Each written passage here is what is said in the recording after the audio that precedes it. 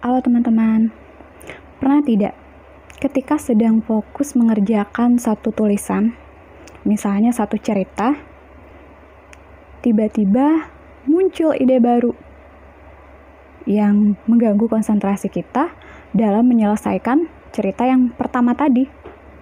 Apa yang teman-teman lakukan?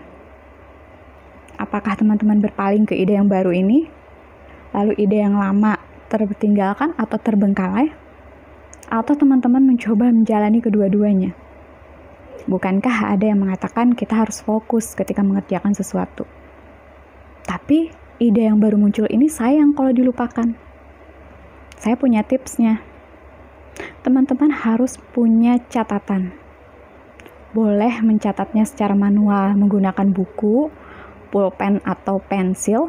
Boleh juga teman-teman menuliskannya atau mengetiknya di laptop atau di handphone teman-teman.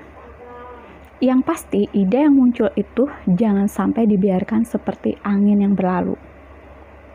Karena ide itu adalah sesuatu yang sangat berharga, sebagaimana yang pernah saya sampaikan di episode sebelumnya. Ide yang muncul di saat kita tidak mencari-cari adalah sesuatu yang sangat berharga, luar biasa. Jangan abaikan. Bagaimanapun ide yang datang itu sesuatu buat kita. Nah, setelah ide itu tadi kita catat di satu tempat, nanti ide itu akan kita datangi lagi, tapi kita tidak kehilangan dia. Setelah kita catat, kita fokus kembali kepada yang pertama tadi. Kalau kamu bisa membagi perhatianmu, kamu bisa mengerjakan bergantian. Hari ini kamu mengerjakan ide pertama, besok mengerjakan ide kedua. Saya mengenal beberapa orang yang bisa fokus di dua jenis tulisan dalam satu kesempatan beriringan atau bersamaan. Satu file dia menulis karya fiksi, satu file dia menulis karya ilmiah. Dan dua-duanya berakhir di bulan yang sama.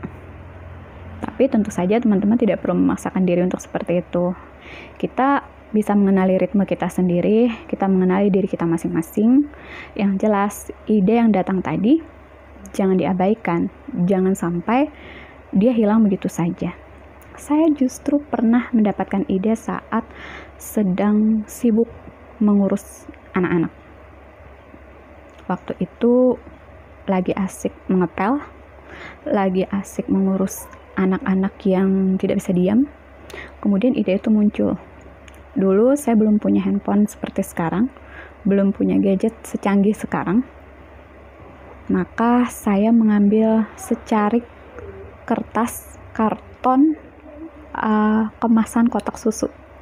Itu saya sobek, kemudian saya tulis. Setelah itu saya simpan, saya taruh. Kemudian setelah itu saya membeli sebuah papan tulis kecil untuk menulis ide.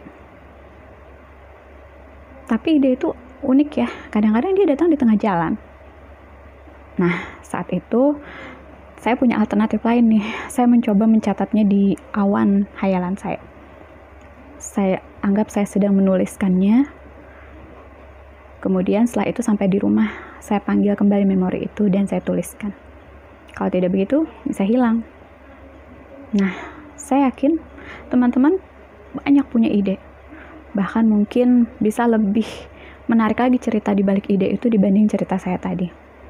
Pengen sekali mendengarkan cerita teman-teman seputar datangnya ide.